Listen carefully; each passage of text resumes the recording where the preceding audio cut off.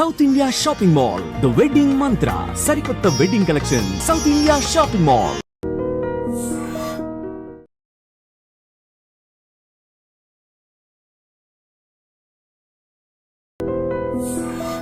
Welcome to I dream media. So cancer పెద్ద మహమ్మారి. So diabetes, BP ఇలా వచ్చినంతగా ఎక్కువగా క్యాన్సర్ అనేది వస్తుంది. క్యాన్సర్ బాధితుల సంఖ్య కూడా రోజు రోజుకి పెరుగుతుంది. అసలు ఏంటి క్యాన్సర్, ఎందుకు వస్తుంది, క్యాన్సర్ వస్తుంది అని మనకు ముందే తెలుస్తుందా, ఎలాంటి లక్షణాలు ఉంటాయి ఒకవేళ, ఇక అంతేకాకుండా క్యాన్సర్ వస్తే ఎటువంటి ట్రీట్మెంట్స్ అందుబాటులో ఉన్నాయి, అలోపతి వైద్యమా, సనాతన వైద్యమా, హోమ్ రెమెడీసా, పూర్తి వివరాలు ఈరోజు మనతో పాటు ఉన్నారు ప్రముఖ క్యాన్సర్ స్పెషలిస్ట్ డాక్టర్ సందీప్ తులా గారు. డాక్టర్ గారు నమస్తే. నమస్తే. ఎట్లా ఉన్నారు డాక్టర్ గారు? నేను సూపర్ అండి, యాజ్ యూజువల్. ఎన్ని ఇయర్స్ ఆఫ్ ఎక్స్పీరియన్స్ ఈ వృత్తిలో మీది? నాకు 8 సంవత్సరాలు అయింది. ఈ 8 ఇయర్స్లో ఏ ఏజ్ పేషెంట్స్ని ఎక్కువగా చూసుంటారు ఈ క్యాన్సర్ బాధితులు? 50 సంవత్సరాలు పైబడిన వాళ్ళలో ఎక్కువ మందిని చూస్తూ ఉంటాం అండి. 50 ఇయర్స్ లోపు వాళ్ళు ఎట్లా ఉంటారంటే తక్కువగా ఉంటారు when compare to the other people. So ఎక్కువ శాతం మనం వయసు పైబడిన వాళ్ళలోనే మనం చూస్తూ ఉంటాం క్యాన్సర్ అనేది. అట్లా అని చెప్పి యంగ్స్టర్స్లో రాదని కాదు, ఎక్కువ శాతం మనం చూసేది more than 50 years age group. పర్టికులర్గా ఏ రీజన్ వల్ల ఈ క్యాన్సర్ అనేది వస్తుంది? ఫస్ట్ జెనెటిక్ అండి. జెనెటిక్ అంటే ఏదో వంశపారంపర్యం అంటలేదు, మీలో ఉన్న కణాలలో మార్పుల వల్ల క్యాన్సర్ అనేది వస్తుంది ఉన్నట్టు. అంటే ఇప్పుడు నేను చాలాసార్లు చెప్తా ఉంటాను ఏంటంటే, మీ శరీరంలో ప్రతి కణం రెప్లికేట్ అవుతూ ఉంటుంది, మల్టిప్లై అవుతూ ఉంటుంది అన్నట్టు. కానీ ఒక పాయింట్ వచ్చిన తర్వాత అది ఆగిపోతుంది. అంటే ఎంత రెప్లికేట్ అవ్వాలో అయ్యి ఆగిపోతుంది. క్యాన్సర్ కణాల్లో ఎట్లా అంటే ఇట్లా ఆగిపోవాలి అనే సిగ్నల్ అనేది దానికి ఉండదు అన్నట్టు. So number of times multiply అవుతూ ఉంటుంది, దానికి కంట్రోల్ ఉండదు. దానంతట అది ఆహారం తీసేసుకుంటూ ఉంటుంది, మల్టిప్లై అవుతూ ఉంటుంది, బాడీ యొక్క నియంత్రణ కోల్పోతుంది. సో అట్లా మల్టిప్లై అవ్వడం వల్ల ఒక కణితిలాగా మారుతూ ఉంటుంది అన్నట్టు. దాన్నే మనం క్యాన్సర్ అని అంటాం. ఇది పూర్తిగా జెనెటికల్లీ. మళ్ళీ జెనెటిక్ అనగానే వాడుక భాషలో ఏమవుతుందంటే జెనెటిక్లో మార్పు, జెనెటిక్ చేంజ్ వల్ల. కానీ అది ఒకరి నుంచి ఒకరికి వెళ్ళేది అట్లా కాదు, వంశపారంపర్యంగా కాదు, హెరిడిటరీ కాదండి. మీ జీన్స్ లో ఉన్నటువంటి మార్పుల వల్ల వస్తుంది అంటున్నాను. ఈ జీన్స్ లో మార్పు ఎందుకు వస్తుంది? జెనెటిక్ చేంజ్ అనేది అంటే మల్టిపుల్ రీజన్స్ ఉంటాయండి. మనము ఇప్పుడు ఎట్లా అంటే for example human papilloma virus అనే ఒక వైరస్ ఉందండి. ఆ హెచ్పివి వైరస్ యొక్క ఇన్ఫెక్షన్ వల్ల కూడా మన కణాల్లో మార్పు వస్తుంది. ఆ మార్పు రావడం వల్ల కూడా ఆ కణాలు రెప్లికేట్ అవ్వడం మొదలై కంతిలాగా మారి, ఫర్ ఎగ్జాంపుల్ గర్భాశయ ముఖద్వారం యొక్క క్యాన్సర్, సర్వైకల్ క్యాన్సర్ కావచ్చు, ఓరోఫారింజల్ అంటే గొంతు భాగంలో వచ్చే క్యాన్సర్స్ కావచ్చు, వెజైనల్ క్యాన్సర్ కావచ్చు, యానల్ కెనాల్ క్యాన్సర్ కావచ్చు. ఈ పలు రకాల క్యాన్సర్స్ ఏవైతే ఉన్నాయో for example human papilloma virus infection వల్ల వస్తుంది. ఇంకోటి మనకు గాల్ బ్లాడర్ స్టోన్స్ అని అంటారు చూసారా, గాల్ బ్లాడర్లో చిన్న చిన్న రాళ్ళు వచ్చినాయి అంటారు చూసారా. కొంతమందికి ఏంటంటే ఆ రాళ్ళు ఎక్కువ రోజులు ఉండడం వల్ల క్రానిక్ ఇరిటేషన్ కాజ్ అయ్యి అది గాల్ బ్లాడర్ క్యాన్సర్ లాగా కూడా మారచ్చు. ఇట్లా చాలా రకాల, అంటే ఫర్ ఎగ్జాంపుల్ సింపుల్ రీజన్ మనకి కొంతమంది ఏమంటారంటే నాకు నాలుక భాగంలో ఈ మన పన్ను ఉంటాయి చూసినా అవి షార్ప్గా ఉండడం వల్ల కంటిన్యూస్ ఇరిటేట్ చేస్తూ ఉంది అనుకోండి, మనం దాన్ని ఓవర్లుక్ చేసినాం అనుకోండి, అది కొన్ని సంవత్సరాల తర్వాత ఆ భాగంలో క్యాన్సర్ వచ్చే అవకాశం ఉంటుంది. ఎనీ క్రానిక్ ఇరిటేషన్ మీకు బాడీలో ఉంటే అది క్యాన్సర్ అవ్వచ్చు, వైరల్ ఇన్ఫెక్షన్ దానివల్ల క్యాన్సర్ అవ్వచ్చు. ఇవన్నీ మన శరీరంలో ఏంటంటే ఒక మ్యూటేషన్ ట్రిగర్ చేస్తాయి, దానివల్ల మనకి క్యాన్సర్ అనేది వస్తుంది. ఓకే, ఇప్పుడు క్యాన్సర్ కణాలు అప్పుడప్పుడే స్టార్ట్ అవుతున్నాయి అన్నప్పుడు ఏమైనా లక్షణాలు కనిపిస్తాయా? లేదు, యాక్చువల్లీ అప్పుడప్పుడే స్టార్ట్ అవుతున్నా అంటే ఇప్పుడు మన శరీరంలో ప్రతి భాగానికి ఒక ఫంక్షన్ అనేది ఉంటుంది కదా, ఆ ఫంక్షన్ ఎప్పుడైతే దెబ్బతింటుందో ఓకే అప్పుడు మాత్రమే దాని లక్షణాలు కొద్దిగా బయటపడతా ఉంటాయి. ఇది ఎందుకు ఆన్సర్ చేస్తున్నానంటే చాలా మంది మాకు బ్రెయిన్ ట్యూమర్ వాళ్ళు వస్తారండి. ఫర్ ఎగ్జాంపుల్ జీబీఎం అనే ఒక కేసు ఉంది, గ్లయోబ్లాస్టమా మల్టీఫార్మ్ అయిన ఒక బ్రెయిన్ ట్యూమర్ ఉంటుంది, అది గ్రేడ్ 4 అంటారు. వాళ్ళు చాలా మంది వచ్చి ఏమంటారంటే సార్ ఒక 3 నెలల ముందు కనుక నేను పసిగట్టేది ఉంటే, దాన్ని నేను తొలి దశలోనే పసిగట్టేది ఉంటే నాకేమన్నా బాగుండేదా అని అడుగుతారు అన్నట్టు. ఆ టైంలో మీరు యాక్చువల్లీ చూడలేరండి. ఎందుకంటున్నానంటే మీకు లక్షణాలే రాలేదు, మీరు ఎట్లా పసిగడతారు దాన్ని? కుదరదు, రైట్? సో దాని యొక్క ఫంక్షన్ ఎప్పుడైతే దెబ్బతింటుందో అప్పుడు మాత్రమే దాని యొక్క లక్షణాలు బయటపడతాయి. నేను దీనికి ఇది ఎందుకు చెప్తున్నానంటే చాలా మంది లక్షణాలు నెక్స్ట్ అడిగేది ఏంటంటే అసలు లక్షణాలు ఎట్లా ఉంటాయి, నేను ఎప్పుడు వెళ్ళాలని చెప్పి. మీకు కంట్రోల్ అవ్వని ఏ సిమ్టమ్ అయినా ఒక 2-3 వారాల కన్నా, ఇప్పుడు కొంతమంది నాకు చలిలో ఏడితే చలికి వెళ్ళినాము, నాకు గొంతు నొప్పి కానీ అట్లా స్టార్ట్ అవుతుంది, లేదా కొంతమంది మింగడంలో ఇబ్బంది స్టార్ట్ అవుతుంది, శ్వాస తీసుకోవడంలో ఇబ్బంది స్టార్ట్ అవుతుంది అంటారు, రైట్? చలి లేకుంటే మీకు అది నార్మల్గా ఉండిపోతుంది. ఆర్ 2-3 days కామ్గా ఉన్నారు, అది తగ్గిపోతుంది. That may not be cancer. అంటే మీరు ఒక కాజ్ని ఐడెంటిఫై చేయగలిగారు, ఓకేనా, అప్పుడు అది క్యాన్సర్ అవ్వకపోవచ్చు. మీరు కాజ్ని ఐడెంటిఫై చేయలేకుంటున్నారు, కానీ అటువంటి లక్షణం ఏదైతే ఉందో అది కంటిన్యూస్గా వస్తూనే ఉంది మీకు. కొంతమందికి ఏంటి అల్సర్స్ వస్తాయి, మన నోట్లో పెచ్చినట్టయితే చాలా మందికి. అదేంటి, కొన్ని రోజులకు విటమిన్ డెఫిషియన్సీ ఉన్న వాళ్ళకి కొన్ని రోజులకు తగ్గిపోతుంది. అట్లా తగ్గకుండా ఒక 2-3 వారాల కన్నా ఎక్కువ ఉంది, నొప్పి లేదు, అప్పుడు మీరు గమనించుకోవాలి, చూసుకోవాలి. నెక్స్ట్ ఇంకొంతమందికి ఏంటి, నాకు హెడేక్ వస్తుంది, టెన్షన్ వల్ల హెడేక్ వస్తుంది. టెన్షన్ వల్ల హెడేక్ అయితే అందరికీ రావాలి కదా, రైట్? మీకు అప్పుడప్పుడు ఓన్లీ 1-sided వస్తుంది, మెయిన్గా ఫీమేల్స్కి కొంతమంది సింగిల్ సైడ్ వస్తుంది, అది మైగ్రేన్ అయి ఉండొచ్చు. కానీ మీకు ఆ ఇంటెన్సిటీలో డిఫరెన్స్ తెలిసిపోతుందండి. అంటే ఎప్పుడు వచ్చే తలనొప్పిలా కాకుండా కొంచెం డిఫరెంట్గా మీకు అనిపిస్తుంది, తల తిరగడం మొదలవుతుంది ఎక్కువగా, వెళ్ళి చూయించుకోండి. నెక్స్ట్, మీకు మింగడంలో ఎటువంటి ఇబ్బంది లేదు, ఎప్పుడన్నా ఇన్ఫెక్షన్ వచ్చినప్పుడు అది రావచ్చు, అట్లా కాకుండా కంటిన్యూస్గా మీరు ఫస్ట్ ఫుడ్ తీసుకునేటప్పుడు నాకు కొద్ది ఇక్కడ ఆగినట్టు అవుతుంది అనిపిస్తుంది అనుకోండి, వెళ్ళి చూయించుకుంటే మంచిది. ఇక్కడ యాక్చువల్లీ వెళ్ళి చూయించుకుంటే మంచిది. అంటే ప్రతి లక్షణంలో ఏమవుతుందంటే, ఫర్ ఎగ్జాంపుల్ ఎవరైనా హెడేక్ అని వచ్చారు నా దగ్గరికి, వాళ్ళకు రెండు చేశాను నేను. ఒకటి MRI రాశాను, ఒకటి ఏమవ్వదు అని పంపించాను క్లినికల్గా. మీరు కొన్నిటిని ఐడెంటిఫై చేయలేరండి. నేను ఏమీ లేదని పంపించిన వాళ్ళకి నెక్స్ట్ మళ్ళీ MRI చేస్తే క్యాన్సర్ అని వచ్చింది అనుకుందాం, వాళ్ళు తిడతారు నన్ను. MRI రాసిన వాళ్ళకి ఏం లేదన్నాను అనుకోండి, వీడు నాకు అనవసరంగా టెస్ట్ రాసినని వీళ్ళు తిడతారు. అనవసరంగా టెస్ట్ రాసినట్లు అవ్వదు కదా, ఉందో లేదో అన్న భయం పోతుంది కదా. అదే. సో మన వాళ్ళకి ఎట్లా ఫీలింగ్ ఉందంటే, అనవసరంగా టెస్ట్ రాస్తారని మర్చిపోతారు. అంటే ప్రాబ్లంతో మన దగ్గరకు వచ్చినప్పుడేమో, సార్ మీరు ఏది చెప్పినా చేస్తాము అన్నప్పుడు ప్రతి ఒక్కరు ప్రతి దానిలో డబ్బులు సంపాదించుకోవాలని ఏమి ఉండదండి మనకి. ఎందుకంటే ఒక పేషెంట్కి మంచిగా ఒక పేషెంట్ మౌత్ ఆఫ్ వర్డ్తో చెప్తేనే మాకు మళ్ళీ వస్తారు కదా. సో ప్రతి ఒక్కరికి ఒక పేషెంట్ నుంచి డబ్బులు సంపాదించేసుకోవాలని ఏమి ఉండదు. మాకు ఎట్లా ఉంటుంది, వాళ్ళు అప్పుడు చెప్పిన ప్రాబ్లం బట్టి మనకి ఇంపార్టెంట్ అనుకుంటే ఆ టెస్ట్ రాస్తాం, ఓకేనా. కానీ ఆ ప్రాబ్లం లేదు, మీకేం కాదు అని చెప్పిన వ్యక్తి నెక్స్ట్ ఒక దగ్గరికి వెళ్ళి మాట్లాడేటప్పుడు, మెయిన్గా మా మంచిర్యాల మా కరీంనగర్ ఏరియాలో ఎట్లుంటుందంటే, అని ఈయన దగ్గర పోయినరా, అనవసరంగా 5,000 టెస్టులు రాసిండ్రా అంటారు, ఓకేనా. అప్పుడు ఆయన కాన్వర్జేషన్లో అది అనవసరం అయిపోతుంది. కానీ డాక్టర్ దగ్గరకు వచ్చినప్పుడేమో మీరు ఏది చెప్పినా కూడా చేస్తాం సార్ అంటారు. సో ఇది ఆల్వేస్ ఏ డిస్కషన్ అన్నట్టు మాకు పేషెంట్స్కి మధ్యలో, లేదా డిఫరెంట్ ఫోరమ్స్లో కూడా. ఎస్, ఖచ్చితంగా డాక్టర్ గారు ఇప్పుడు ఈ క్యాన్సర్ లక్షణాలు అంటే మీరు చెప్పినట్లు అవి డిఫరెంట్ ముందుగా తెలియవు, ఏదైనా కొంచెం మనకి తగ్గినట్లుగా, సో ఇది నార్మల్గా లేదు అనిపిస్తే మాత్రం ఒకసారి డాక్టర్ దగ్గరికి వెళ్ళడం మంచిది. ఒకవేళ మీకు పీరియడ్స్ ఆగిపోయినాయి ఎవరికైనా కూడా, మళ్ళీ తర్వాత బ్లీడింగ్ స్టార్ట్ అయింది ఎప్పుడైనా కూడా, చుక్క బ్లీడ్ పడ్డా కూడా వెళ్ళి చూయించుకోవాలి. Menopause, post menopausal females mainly, తెల్లబట్ట అయినా కూడా, వైట్ డిశ్చార్జ్ అని. ఇవి 2 లక్షణాలు ఎందుకు ఇంపార్టెంట్గా నేను చెప్తున్నానంటే, చాలా మంది ఇది చెప్పుకోరండి ఇప్పటికీ. స్టిల్ ఈవెన్ ఎడ్యుకేటెడ్ ఫీమేల్స్ కూడా, ఇప్పుడు హైదరాబాద్ పెరిఫెరీస్లో ఉన్న వాళ్ళు కాదండి, హైదరాబాద్లో ఉన్న వాళ్ళు కూడా చాలా మంది ఒక 3-4 months తర్వాత వస్తారు. ఎందుకమ్మా అంటే, వాళ్ళు ఇప్పటికీ మనం డిస్కస్ చేయరు కదా ఇంట్లో, నాకు పీరియడ్స్ వస్తుంది, మళ్ళీ బ్లీడ్ అవుతుంది, లేదా వైట్ డిశ్చార్జ్ అవుతుంది, అదొక షై ఫీలింగ్ ఉండిపోతుంది. సో నేను చెప్పేది ఏంటంటే, పోస్ట్ మెనోపాసల్ ఫీమేల్స్ ఎవరైనా కూడా, ఒకవేళ బ్లీడింగ్ అవుతుంది మనకి, డెఫినెట్లీ చూయించుకోండి. వైట్ డిశ్చార్జ్ అవుతుంది, డెఫినెట్లీ చూయించుకోండి.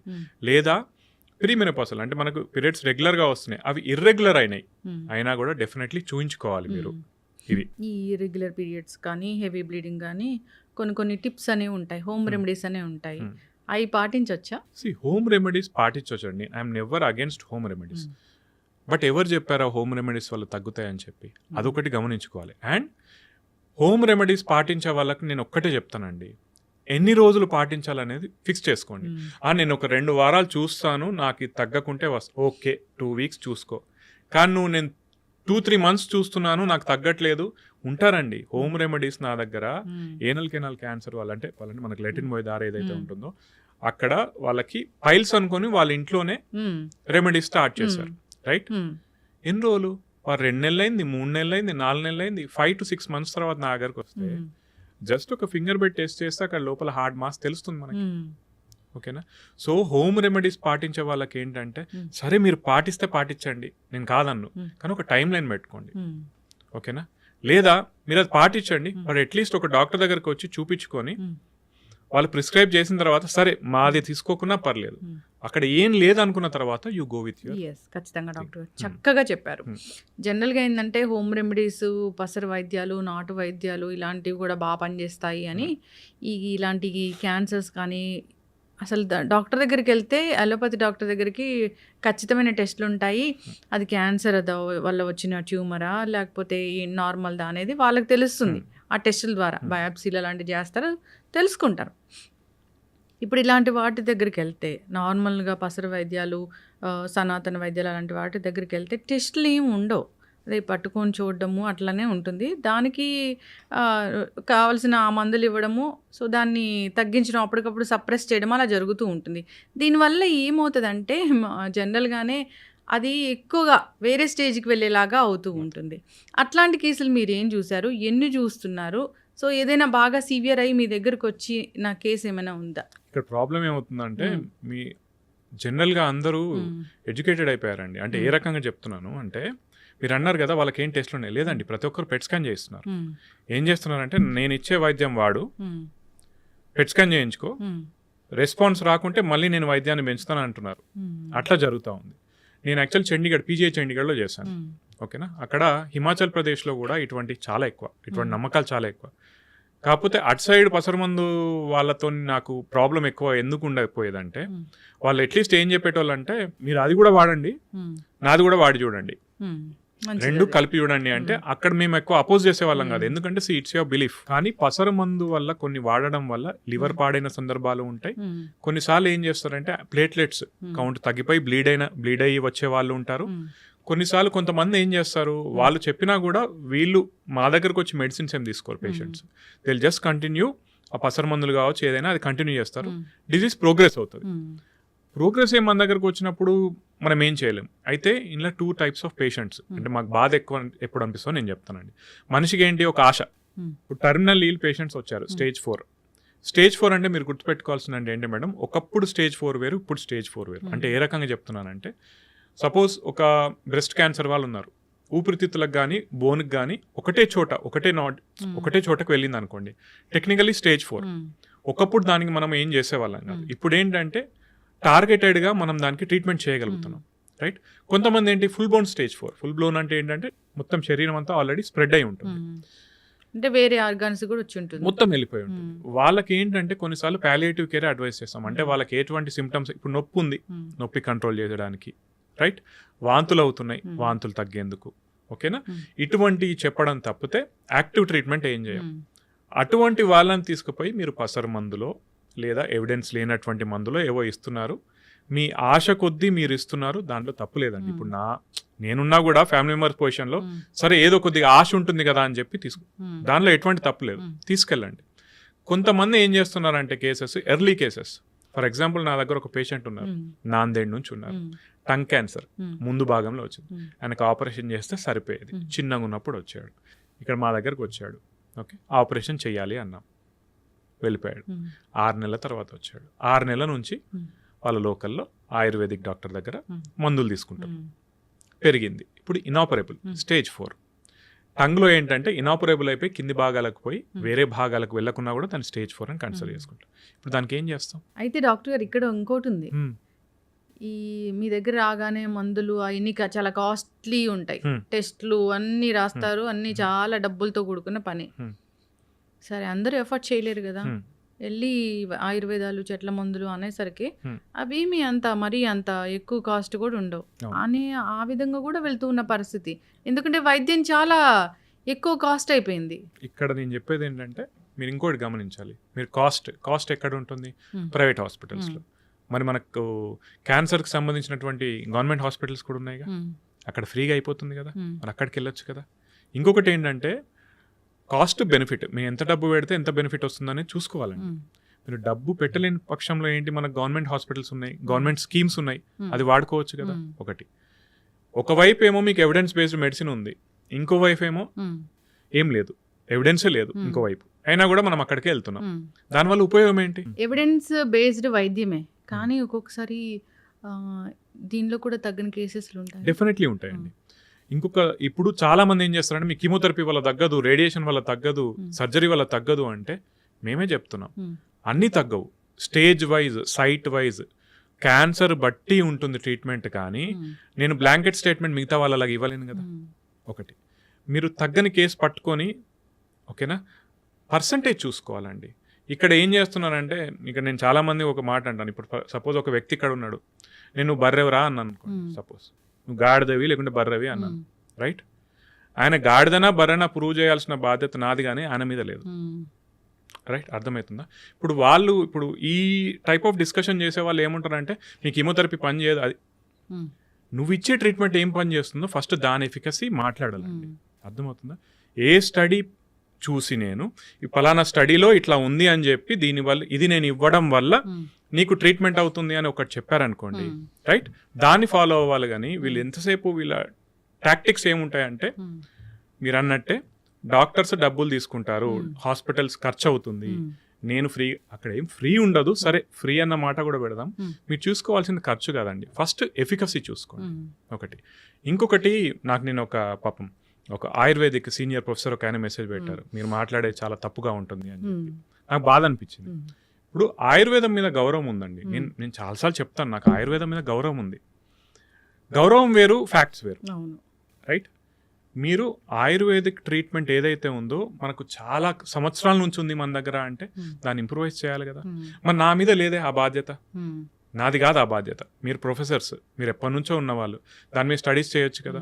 ఒకవేళ మీకు గనక ఫండింగ్ లేదు అనుకుంటే మీరు గవర్నమెంట్ నుంచి ఫండింగ్ తెచ్చుకోవాలి, రైట్? మరి నా బాధ్యత కాదు కదా.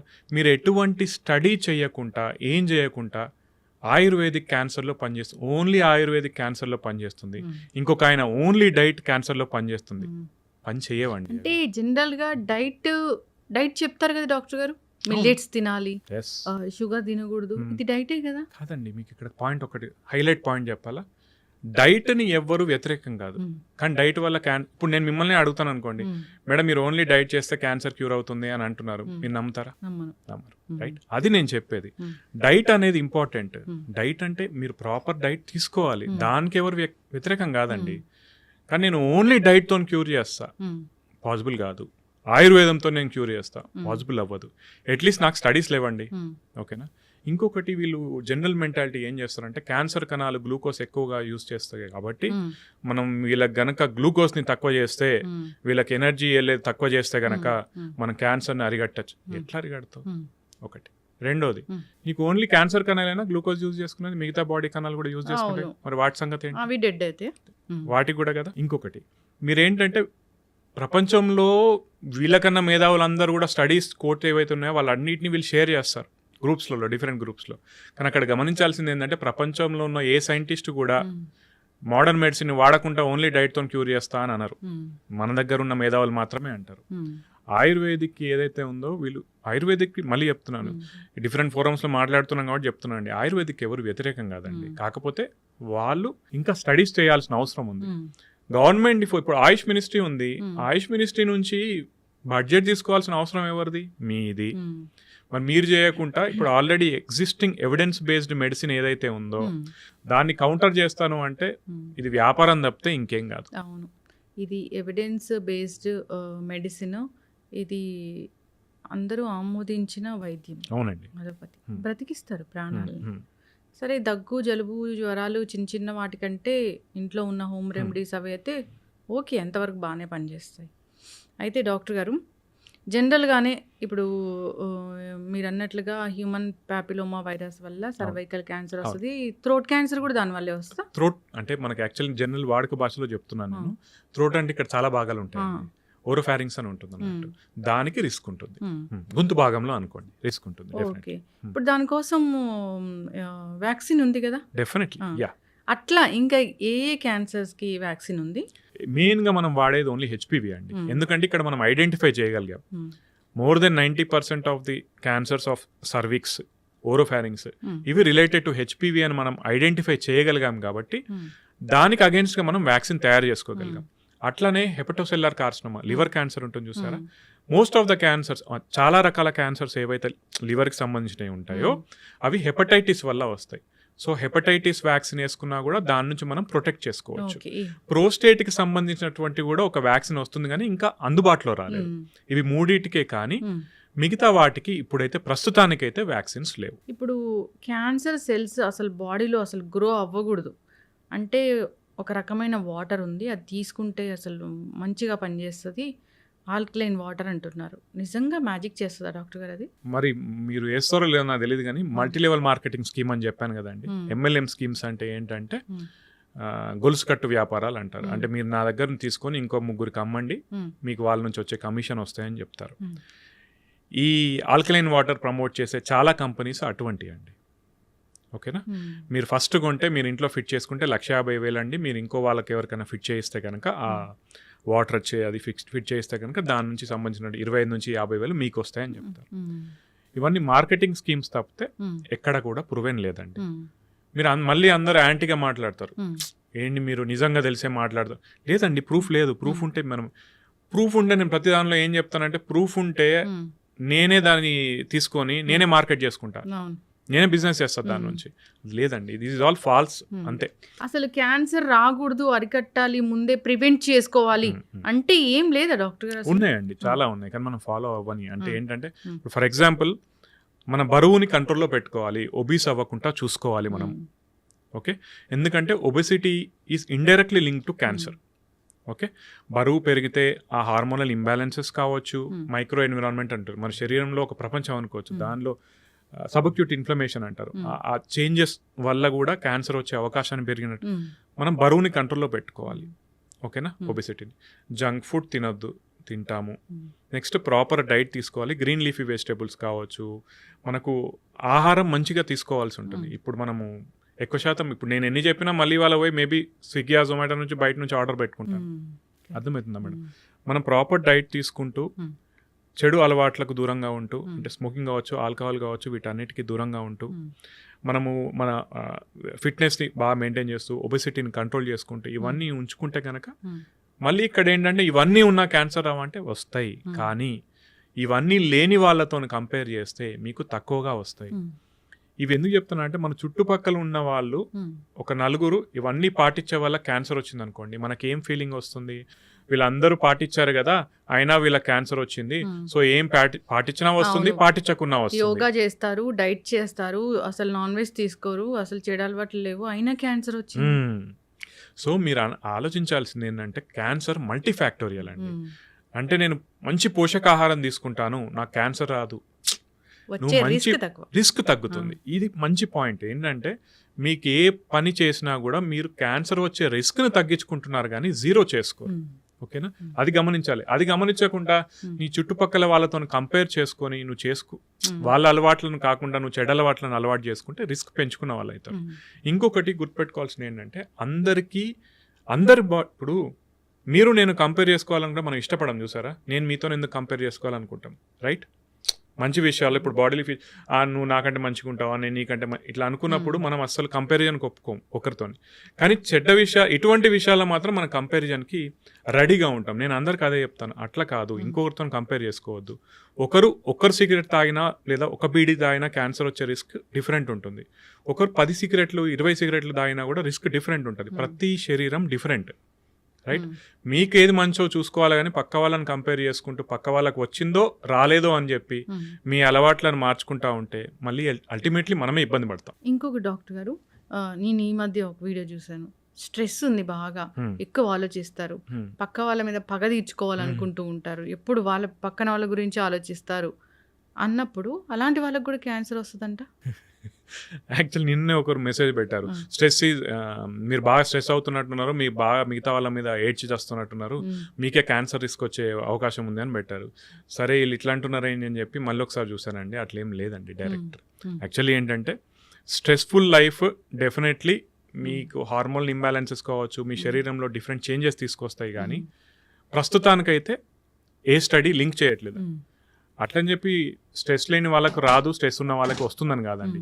Again this is different. అంటే రిస్క్ పెరుగుతుందా లేదా, మీరు ఏదైనా స్టడీ ఉందా అని నాకు అడిగారనుకోండి, లేదండి. జనరల్ కాకపోతే ఇట్లా చెప్తే మళ్ళీ అందరు ఏమంటారో నాకు తెలియదు. నేనైతే ఏమంటాను, స్ట్రెస్ తగ్గించుకోవాలి. ఆబ్వియస్లీ మీరైనా stressful life is not good for your health. కానీ దానివల్ల క్యాన్సర్ వస్తుందా నాకు తెలియదండి, ఎక్కడైతే నేను చూడలేదు, ఏ స్టడీ అయితే లేదు.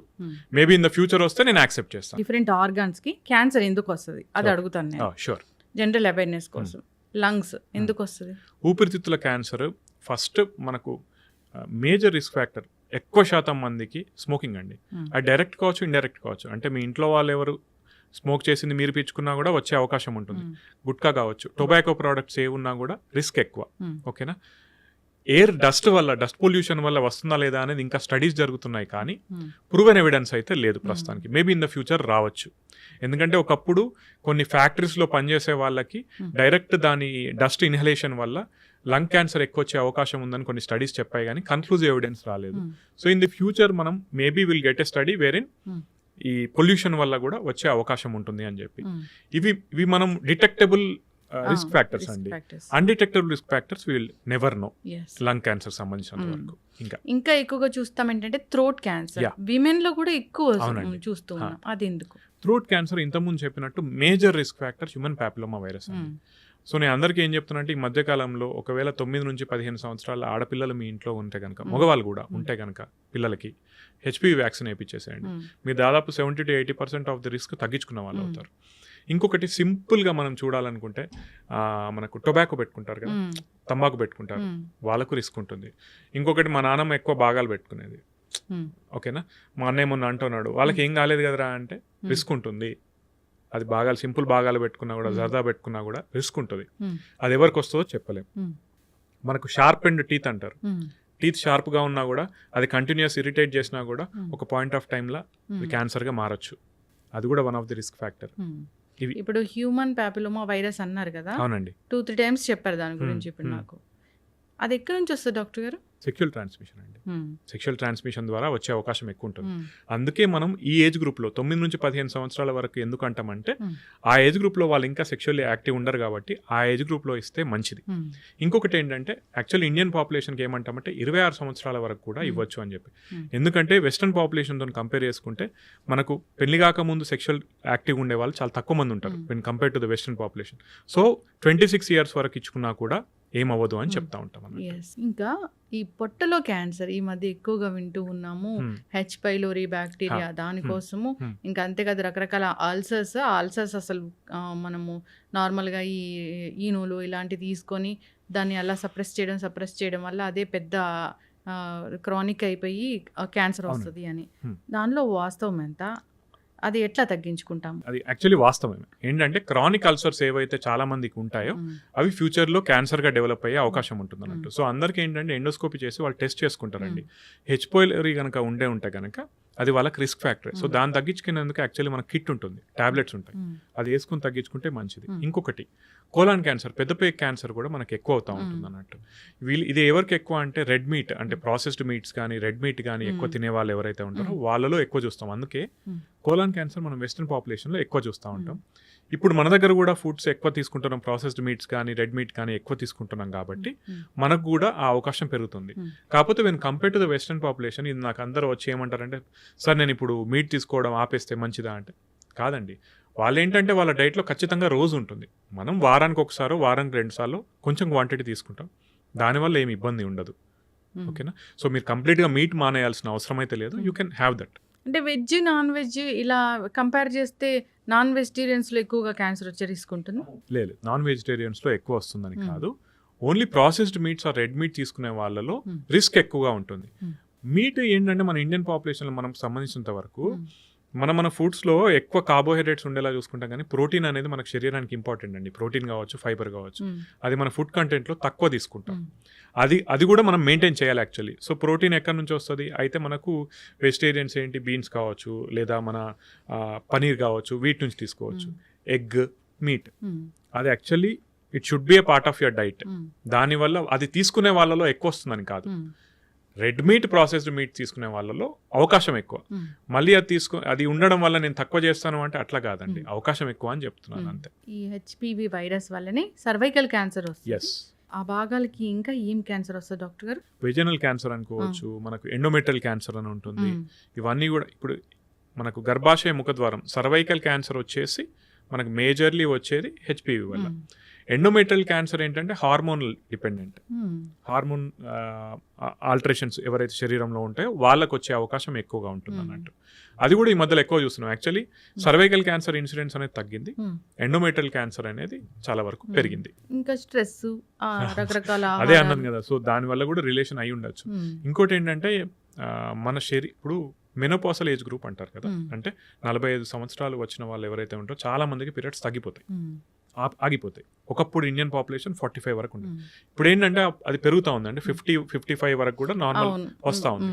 ఇదేంటంటే this is related to healthy diet as well as healthy life style. దాని యొక్క ప్రభావం ఏంటంటే మీ శరీరం ఎక్కువగా ఈస్ట్రోజన్ హార్మోన్ కి మీకు ఎక్కువ రోజులు మీ శరీరంలో అది ప్రొడ్యూస్ అవుతా ఉంది. That is a risk factor for endometrial and ovarian cancer. So అది కూడా దానివల్ల కూడా మనకి క్యాన్సర్ వచ్చే అవకాశం పెరుగుతూ ఉంటుంది. ఓకే, ఎస్ డాక్టర్ గారు, ఇందాక మీరు చెప్పారు యానల్ క్యాన్సర్ అనేది, అది ఎందుకు వస్తుంది? అది కూడా చాలా మట్టుకు రిలేటెడ్ టు అగైన్ హెచ్పివి అదొకటి. నెక్స్ట్ ఇంకొకటి ఏంటంటే పైల్స్ ఉన్న వాళ్ళకి కూడా ఆ రిస్క్ అనేది కొంచెం ఎక్కువగా ఉంటుంది. క్రానిక్ ఇరిటేషన్ ఉన్న ఏదైనా కూడా, అంటే కోతికి పుండు పట్టినట్టు అంటారు, ఐడియా ఉందా? కోతికి చిన్న పుండు పడితే గీస్తూ ఉంటుంది, పెద్దగా అవుతా ఉంటుంది అన్న చూసారా. సో తొలి దశలోనే మనం అన్ని చేసుకోకుండా అది క్రానిక్గా అక్కడ ఇరిటేట్ అయ్యి అది మళ్ళీ క్యాన్సర్లా మారే అవకాశం ఉంటుంది అన్నట్టు. సో ఎనీ కండిషన్ మనకు ఉందనుకుంటే ఎంత తొందరగా వీలైతే అంత తొందరగా దాన్ని క్యూర్ చేసుకుంటే మనకు మంచిది. బ్రెస్ట్ క్యాన్సర్ కూడా మీరు అన్నట్లుగానే రకరకాల కారణాల వల్ల వస్తుంది. ఇప్పుడు క్యాన్సర్ అంటే ఒక గడ్డేనా? క్యాన్సర్ అంటే ఒక కణితేనా? క్యాన్సర్ అంటే ఒక ట్యూమరేనా? అంటే మనకు కనిపించి ఇప్పుడు ఊపిరితిత్తుల్లో క్యాన్సర్ వచ్చింది అంటే అక్కడ ఒక ట్యూమర్ ఉంటుందా? ఒక గడ్డలాగా ఉంటుంది. సో గడ్డలాగా లేని క్యాన్సర్స్ ఎట్లా అంటే మళ్ళీ బ్లడ్ క్యాన్సర్స్, లింఫోమాస్, ల్యూకిమియాస్ అంటారు. అవేంటంటే ఇప్పుడు మైలోమా అని ఉంటుంది, అవేంటంటే ఇట్లా గడ్డలాగా కాదండి, ఆ శరీరంలో ఆ కణాలు ఎక్కువైతా ఉంటాయి అన్నట్టు. వాటిని మనం బ్లడ్ టెస్ట్ తోనే చూసుకోగలుగుతాం. ఇప్పుడు క్యాన్సర్ గడ్డ, నార్మల్ గడ్డ, క్యాన్సర్ ట్యూమరు, నార్మల్ ట్యూమర్ అంటే మనం ఎట్లా దాన్ని ఇది క్యాన్సర్ది అని మనం ఏమైనా తెలుసుకోవచ్చా? అవునండి, తెలుసుకునేందుకే మనకు ఉన్నది బయోప్సీ. అట్లా కాకుండా ఇంట్లో తెలుసుకోవచ్చా? అట్లా కాకుండా అంటే మళ్ళీ సిమ్టమ్స్ బట్టే అండి. మీకు సిమ్టమ్స్ వస్తేనే మీరు దాన్ని గమనించి చూసుకోగలుగుతాం, కానీ బయోప్సీ లేకుండా మీరు డయాగ్నోసిస్ చేయలేరండి. ప్రొవిజనల్ డయాగ్నోసిస్ అంటారు, అంటే ఇది క్యాన్సర్ ఏమో అని చెప్పగలుగుతాం, కానీ బయోప్సీ తీస్తేనే అక్కడ నుంచి చిన్న పీస్ తీసి మైక్రోస్కోప్ లో టెస్ట్ చేస్తేనే మనం అది ఖచ్చితంగా క్యాన్సర్ అని చెప్పగలుగుతాం. నొప్పి లేని గడ్డలన్నీ క్యాన్సర్ గడ్డలేనా డాక్టర్ గారు? నొప్పి లేని గడ్డలు అన్ని కాదండి, ఎక్కువ శాతం. ఎస్, మీరు పర్సంటేజ్ ప్రకారం చూస్తే కనుక నొప్పి లేని గడ్డ ఇట్లా చెప్తే మళ్ళీ వెంటనే నాకు ఇక్కడ గడ్డ ఉందని చాలా మంది వస్తారు. కాదండి, చాలా మట్టుకు ఫ్యాట్ లైపోమాస్ అంటారు, మొబైల్ ఉంటాయి, చాలా మందికి ఉంటాయి, నాకు 2-3 ఉన్నాయి. అవన్నీ క్యాన్సర్ గడ్డలు కాదు. ఇప్పుడు నెక్స్ట్ క్వశ్చన్ రావచ్చు అంటే, ఒకవేళ నేను ఎట్లా తెలుసుకోవాలి శరీరం మీద నాకు ఉంది అనుకుంటే కానీ, ఒకవేళ మొబైల్ ఉన్నాయి, సాఫ్ట్ ఉన్నాయి, అంటే అటు ఇటు కదులుతున్నాయి, సాఫ్ట్ ఉన్నాయి, దాని మీద నా స్కిన్ ఏమి ఇన్వాల్వ్ అవ్వలేదు, లోపల నాకు కణితిలాగా కనిపిస్తుంది, అది అటు ఇటు ఊగుతుంది, దాని మీద ఉన్న చర్మం ఏమి ఇన్వాల్వ్ అవ్వలేదు, అది పెరగట్లేదు. అంటే పెరగట్లేదంటే ఇంత చిన్నగా ఉన్నది, కొంచెమే ఉన్నది, కొంచెమే పెరుగుతుంది. నాకు ఒక 2-3 నెలలు అమాంతం పెరిగింది, గట్టిగా ఉంది, నొప్పి లేదు, స్కిన్ కూడా ఇన్వాల్వ్ అయింది, ఎస్, అది క్యాన్సర్ అవ్వచ్చు. ఇప్పుడు ఈ ట్యూమర్స్ ఇట్లా ఉంటాయి, లంప్స్ అంటారు అన్నట్టు వాటిని వాడుక భాషలో, అంటే మేము అనమండి, జనరల్ వాడుక భాషలో లంప్స్ అంటారు, ట్యూమర్స్ అంటారు. సో ఇట్లా మనం ఐడెంటిఫై చేయొచ్చు. ఇప్పుడు బ్రెయిన్ లో వచ్చింది లేదా బ్లడ్ క్యాన్సర్ వచ్చింది, బ్లడ్ క్యాన్సర్ లక్షణాలు ఎట్లా ఉంటాయి? బ్లడ్ క్యాన్సర్ అంటే చాలా మందికి ఎట్లా ఉంటాయంటే, లో గ్రేడ్ ఫీవర్ ఉంటుంది కొంతమందికి. ఎట్లా అంటే ఫీవర్ ఉంటుంది కానీ 100 దాటదు, కానీ ఎప్పుడు అది ఉంటుంది ఫీవర్. వాళ్ళకి నైట్ స్వెట్స్ అంటే రాత్రిపూట ఇంకా తీవ్రంగా చెమటలు పడతాయి ఒకటి. నెక్స్ట్ వెయిట్ లాస్, మీరు డ్రాస్టిక్గా 6 నెలల్లో 10 కిలోల కన్నా ఎక్కువ తగ్గుతున్నారు, ఆకలి అనిపించట్లేదు బిల్కుల్, that may be those may be major symptoms of blood cancer. Pre symptoms అనొచ్చాయి వీటిని? ప్రీ సింప్టమ్స్ అని కాదండి, అది డెవలప్ అవుతాయి. ఇంకా కొంతమందికి ఎట్లా అంటే జస్ట్ బ్లడ్ టెస్ట్ చేశారు, ఆ బ్లడ్ టెస్ట్ లో చూసరికి తెల్ల రక్త కణాలు 1,00,000 కన్నా ఎక్కువగా ఉన్నాయి, వాళ్ళు టెస్ట్ చేయించుకున్నా ప్రాబ్లమే. అందులో ఎక్కువనే ఉంటాయండి ల్యూకిమియాలో. జనరల్ గా తెల్ల రక్త కణాలు ఎక్కువ ఉంటాయి, అదేదో మన ఇమ్యూనిటీ బాగున్నట్టు అట్లా కాదా? అట్లా కానీ ప్రతికి రేంజ్ ఉంటుందండి. మీకు ఆ రేంజ్ దాటి 1,00,000 దాటుతున్నాయంటే డెఫినెట్లీ టెస్ట్ చేయించుకోవాలి. ఓకే, ఇప్పుడు బ్రెయిన్ ట్యూమర్ వచ్చింది అనుకోండి, అది ట్యూమరు, అది క్యాన్సర్, అట్లా లక్షణాలు ఏమైనా వేరుగా ఉంటాయా? ఇప్పుడు బ్రెయిన్ లో వచ్చే గడ్డలు majority will be cancerous only అండి.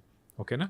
ఓకే, బినైన్ అంటే గడ్డనే కానీ క్యాన్సర్ లాగా పెరగని ఉంటాయా అంటే ఎస్ ఉంటాయి. ఒకటి పిట్యూటరీలో ఉంటాయి, పిట్యూటరీ గ్రంథి అని ఉంటుంది, అక్కడ వస్తే మాత్రం most of them will be non cancerous. కానీ ఇంకొకటి స్క్వానోమా అని ఉంటుంది, అంటే మన వినికిడికి సంబంధించిన నరానికి పట్టిన స్క్వానోమా అని ఉంటుంది, అవి పెద్దగా ఉంటాయి కానీ వాటి వల్ల ప్రాణానికి హాని ఉండదు.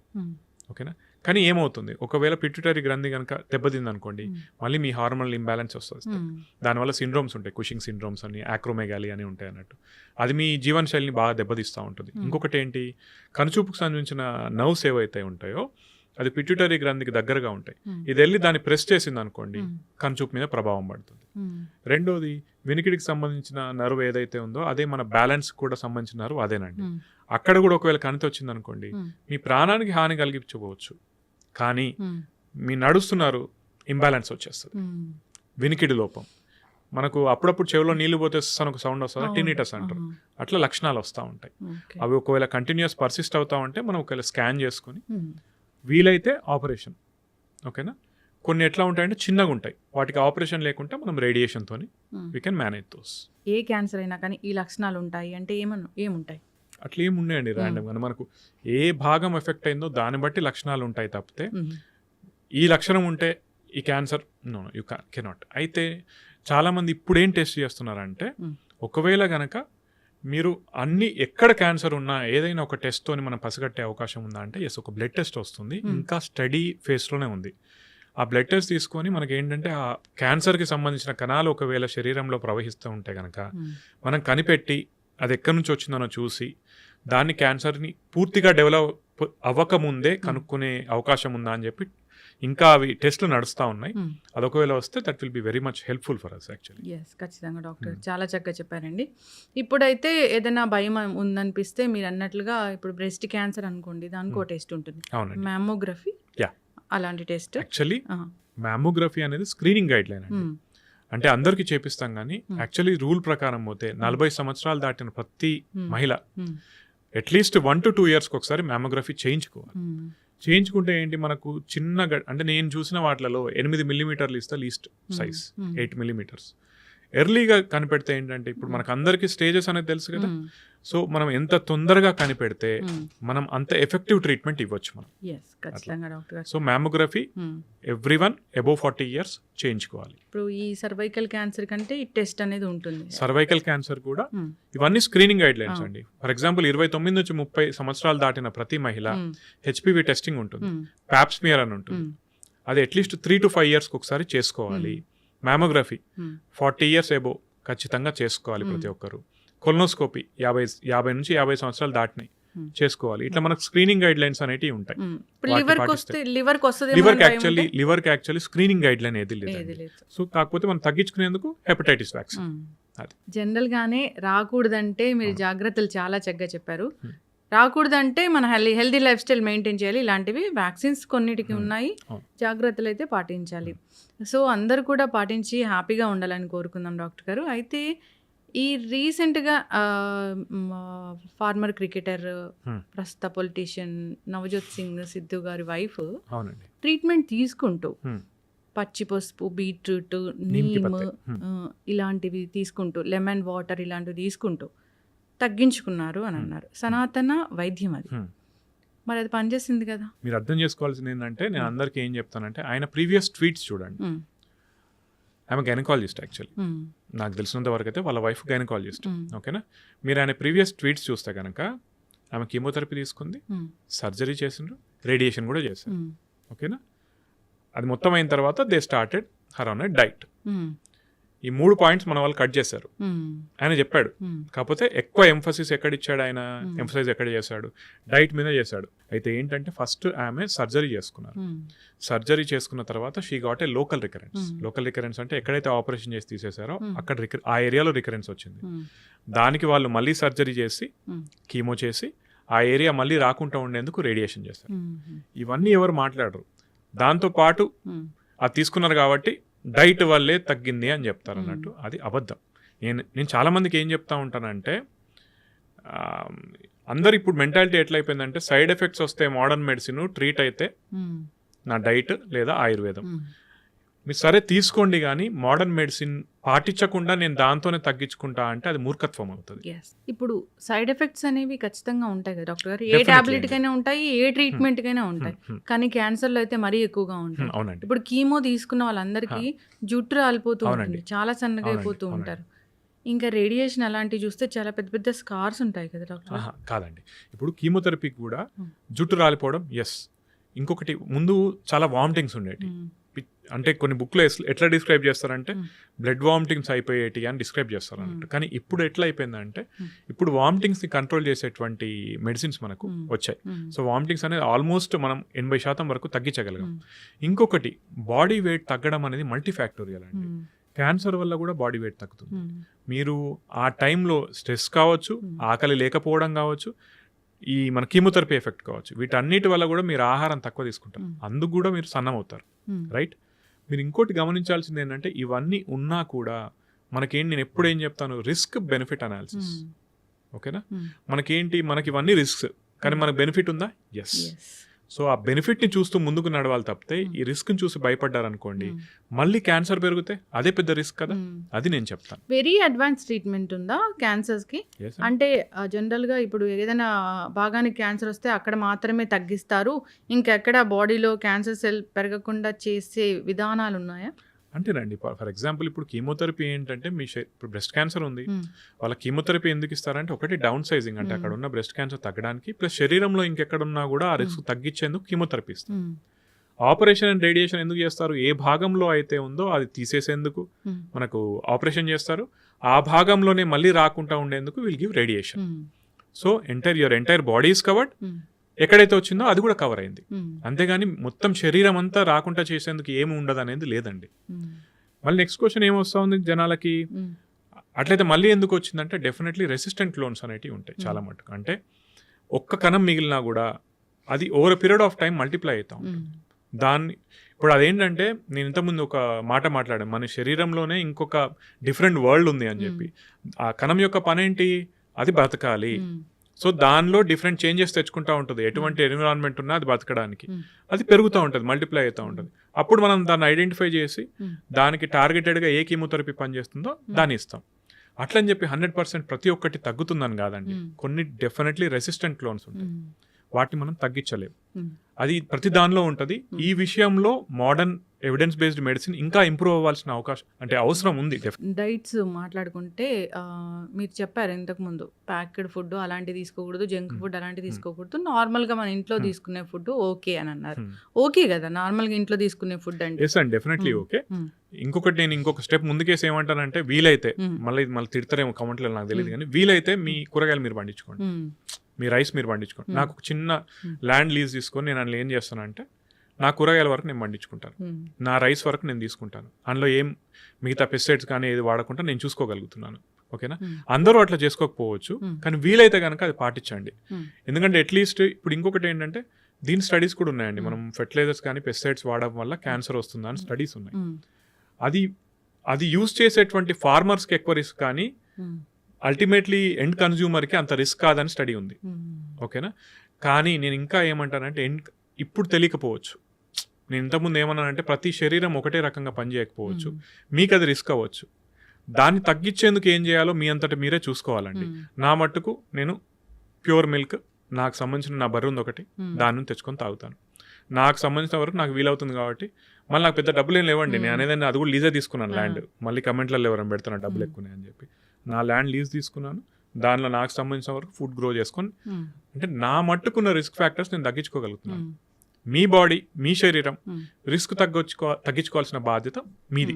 అది ఎట్లా వీలవుతుంది అనేది మీరు చూసుకోవాలి. అయితే డాక్టర్ గారు ఇప్పుడు నాన్ స్టిక్స్, అల్యూమినియంస్, ఆయిల్స్, మీరు అన్నట్లుగా very polished rice, sugar, salt ఇలా చెప్తారు కదా, ఈ లిస్ట్లో ఏముంటాయి అసలు క్యాన్సర్ని బాగా వచ్చేలాగా చేసేవి మన ఇంట్లో ఉండే? ఆర్టిఫిషియల్ స్వీట్నర్స్ కావచ్చు అండి, ప్లస్ ఇప్పుడు కల్తీ బాగా ఎక్కువైపోతుంది.